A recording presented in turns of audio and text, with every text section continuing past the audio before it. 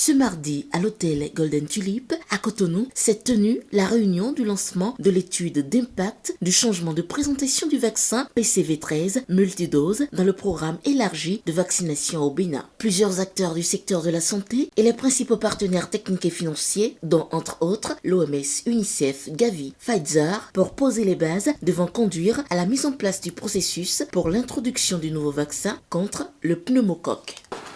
L'ANP existe depuis une quarantaine d'années et qui a dans ses axes de travail la recherche qui est un de nos axes de travail, en logistique, en vaccinologie appliquée et dans toutes les différentes maladies qui peuvent être prévenues par la vaccination. Et c'est dans ce cadre-là que l'ANP a été contractée par Pfizer, qui est le partenaire du laboratoire qui fabrique ce vaccin pour pouvoir conduire cette étude au Bénin. Le lancement a pour objectif de mettre ensemble, au même endroit, de réunir tous les partenaires, toutes les personnes qui vont intervenir à un moment ou à un autre dans ce projet, de sorte à ce qu'on soit sur la même ligne. Donc c'est de pouvoir documenter ce qui a été mis en place et ce qui va être mis en place dans le cadre de l'introduction d'un nouveau vaccin, d'une nouvelle présentation, à vrai dire, de vaccins contre les maladies à pneumocoque. Je réaffirme mon soutien, le soutien de l'UNICEF, un soutien total à la réalisation de cette étude et mon impatience de voir les résultats dans les meilleurs délais pour une amélioration de la vaccination de routine.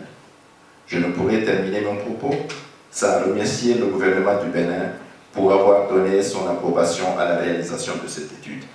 Le choix du Bénin est une opportunité dont se réjouit le ministère de la Santé qui y voit toute la nécessité et évalue ses impacts sur le programme élargi de vaccination.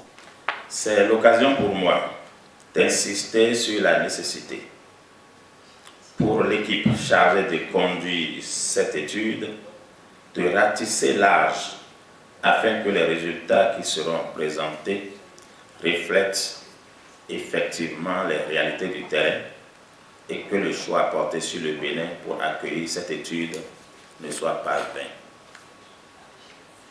Nous y attachons du prix, car, faut-il le rappeler, le document de synthèse qui sera développé fera mention des résultats de l'étude et des recommandations et apportera des orientations pour mener à bien la transition vers la présentation multidose du vaccin PCV13.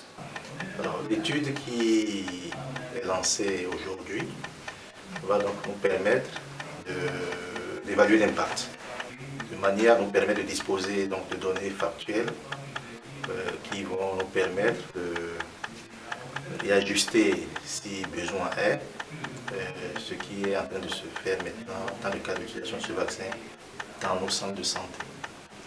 Et puis, cette étude servira également de base pour alimenter les autres programmes de vaccination des pays qui n'ont pas encore procédé à ce changement-là.